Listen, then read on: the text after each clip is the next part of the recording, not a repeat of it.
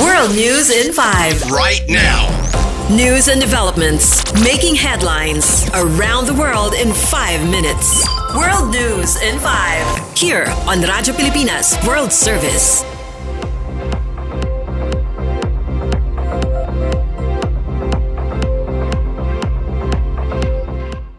Good day. This is World News in 5 here on Radyo Pilipinas World Service. United States President Donald Trump has stressed that Russia will face high levels of taxes, tariffs, and sanctions if Russian President Vladimir Putin does not end the war in Ukraine. It was reported by news outlet BBC that Trump expressed his love for the Russian people and his good relationship with Putin via his Truth social platform, and then issued a direct warning to stop the war. He writes, quote and unquote, "It's only going to get worse if we don't make a deal, and soon I have no other choice but to put high levels of taxes, tariffs, and sanctions on anything being sold by Russia to the United States and various other participating countries." Trump added that no more lives should be lost.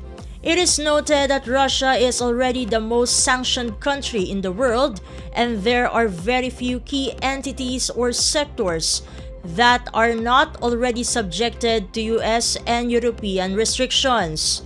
Russian banks and military-industrial enterprises have developed workarounds to evade existing sanctions.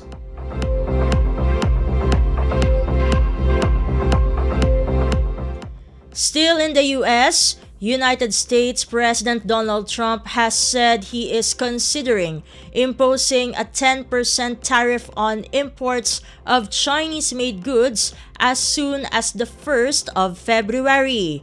As reported by BBC, Trump justified to reporters the measure by claiming China was sending fentanyl, which is an opioid, fueling drug crisis to several countries such as the US.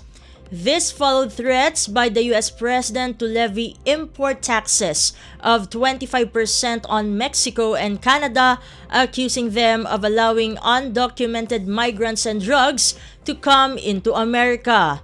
Meanwhile, the vice premier of China on Tuesday said his country was looking for a win-win solution to trade tensions and wanted to expand its imports. Sweeping tariffs were a key promise from Trump throughout his campaign, and he insisted they would help the US economy.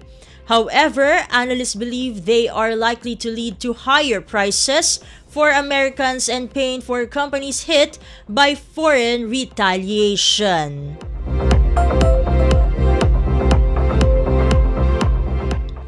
And news from the Philippine Foreign Service Post, aimed at establishing a framework for collaboration to foster cultural exchanges and engagement, the Philippine Embassy in Amman and the Language City Cafe entered into a Memorandum of Understanding, or MOU, with the signing ceremony conducted at the Philippine Embassy Chancery.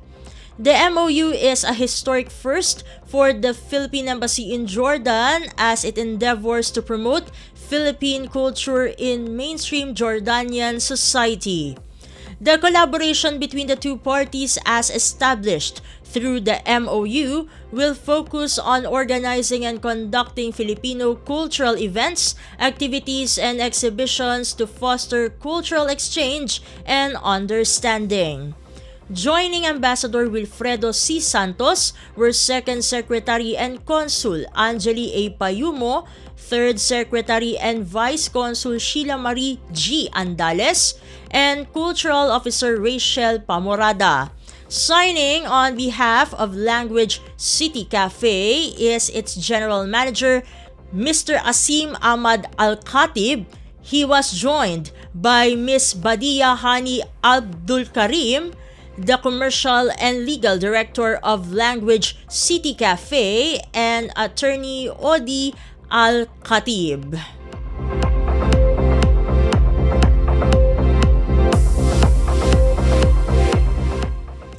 And that concludes today's edition of World News in 5. For Radyo Pilipinas World Service, this has been Steph Vicente.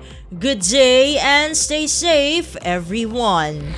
World News in 5. Right now. News and developments making headlines around the world in 5 minutes. World News in 5. Here on Radyo Pilipinas World Service.